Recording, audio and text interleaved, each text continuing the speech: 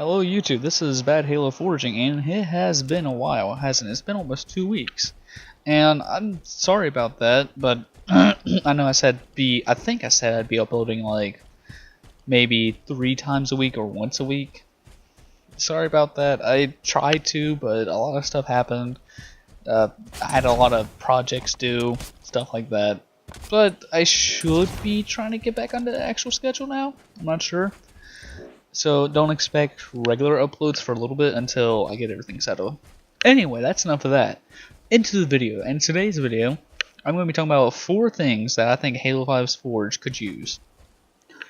And the first thing is placeable water and lava. Because right now we've just had these things where they're kind of, chromas with lights on them that are on the caustic setting.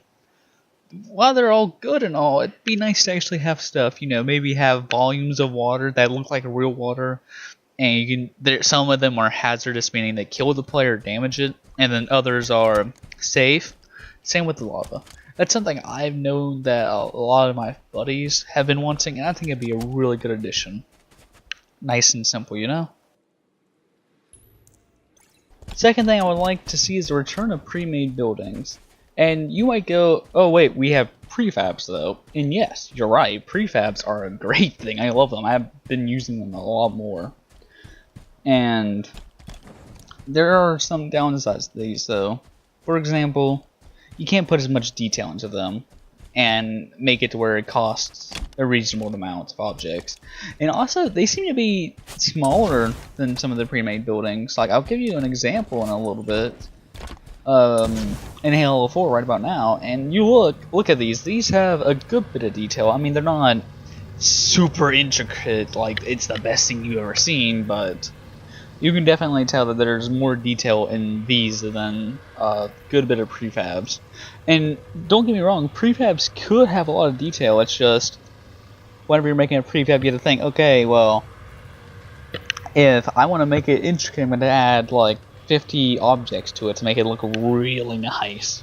And then if your object count is say 100 and it's a medium-sized piece, some people might not be able to use it purely off of budget alone. Like, I know there's lots of maps out there where there's little to no pretty areas because the map takes up way too many resources.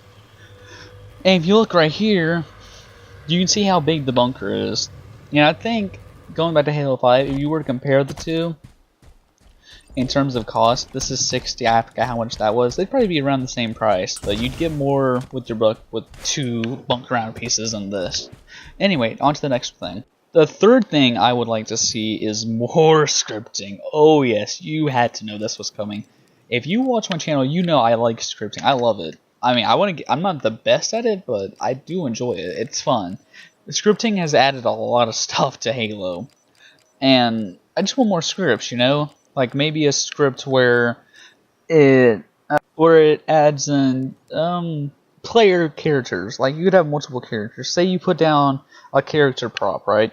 You can put a script that says whenever something happens, a certain player takes control of this. If you ever played the chess game mode in Halo Reach, you'll know what I'm talking about. This could allow for people to have really intricate puzzle maps where it's a solo map, but you have 2 characters that you play as, maybe with different abilities, say. This would just add so much stuff to it. It would make it so much better. There's a lot of scripts I could come up with, but I'm not going to name them all, as it would make the list take way too long.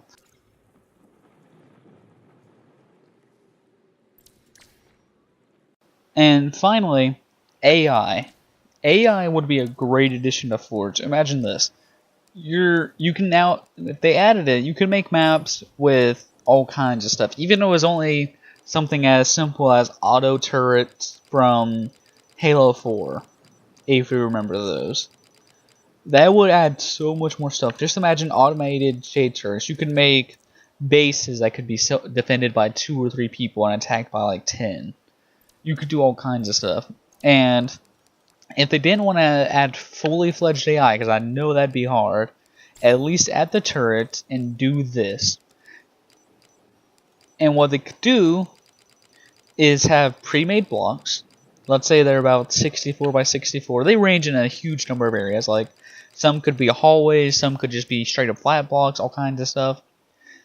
And it would have a boundary, right? Pretty big, or pretty small, where the AI could freely roam. They'd have cover, stuff like that, pre-built things. And you could add AI to the area, and it'd be fully noted, all that good stuff. What this could allow, and make it where you can't put any objects or anything in there, maybe except for some guns and some form of cover. This would add so much more. You could have hallways that are heavily defended on areas. Make it a lot more interesting. Anyway, I'm going on a little bit too long. I want to try to keep this video somewhat short. I mean, it's fairly long now, but thanks for watching. Thanks for sticking with me through the lack of content. Expect some more, don't expect too much. Thanks for watching. Leave a comment, like, all that good stuff. And I will see you guys, or you guys will watch in the next one.